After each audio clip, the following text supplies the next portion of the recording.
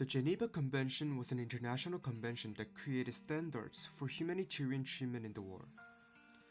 Before we go over and focus on the convention itself, we must need to look over the achievements of Jean-Henri Dunant. Jean-Henri Dunant was a Swiss humanitarian, businessman, and social activist. He is widely known as one of the most influential activists during this time period.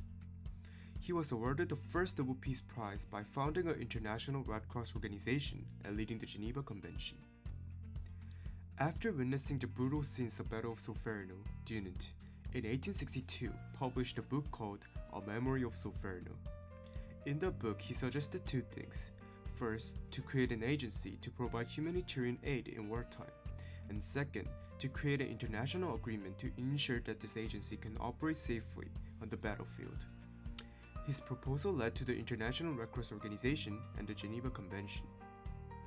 Now, we'll focus on the Geneva Convention, which is the main topic of this video. The main purpose of this treaty is to reduce the devastation of war as much as possible by protecting the injured soldiers, the prisoners, and the refugees from the dangers and disasters of war.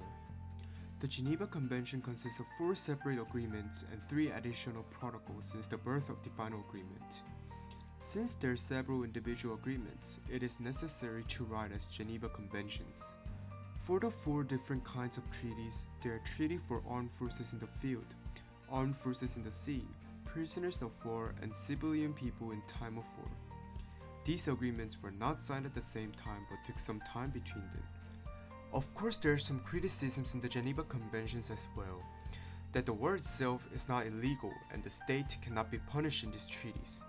Also, the investigation and punishment of the agreement's compliance are unfair.